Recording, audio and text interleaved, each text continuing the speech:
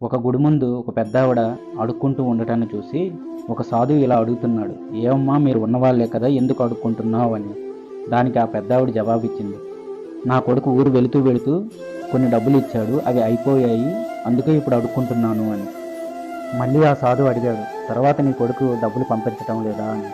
దానికి ఆ పెద్దావిడ, ప్రతీ నెల నా కొడుకు ఒక రంగు కాగితాన్ని పంపిస్తున్నాడు, దాన్ని ముద్దు పెట్టుకొని భద్రంగా నా కొడుకుకు గుర్తుగా దాచుకుంటున్నానని జవాబిచ్చింది. సరే వెళ్ళి చూద్దాం పద అని వెళ్ళి చూస్తే ప్రతి చెక్కు 50,000 రూపాయలది. ఆ పెద్దావిడికి చదువురాదు కాబట్టి దాని విలువ తెలియలేదు. అలాగే మన దగ్గర కూడా భగవద్గీత గ్రంథం ఉన్నది. భూమిపై సనాతన ధర్మం అవతరించిన నాటి నుంచి కొన్ని కోట్ల మంది జీవితాలను మార్చింది ఈ భగవద్గీత గ్రంథం. మనకు ఆ గ్రంథం విలువ తెలియక భద్రంగా దాచిపెట్టుకుంటున్నాం. భారతదేశం యొక్క ఆధ్యాత్మిక సంపదకు ప్రపంచం మొత్తం సెల్యూట్ చేస్తుంది. భగవద్గీతను చదువుదాం, మనల్ని మనం తెలుసుకుందాం.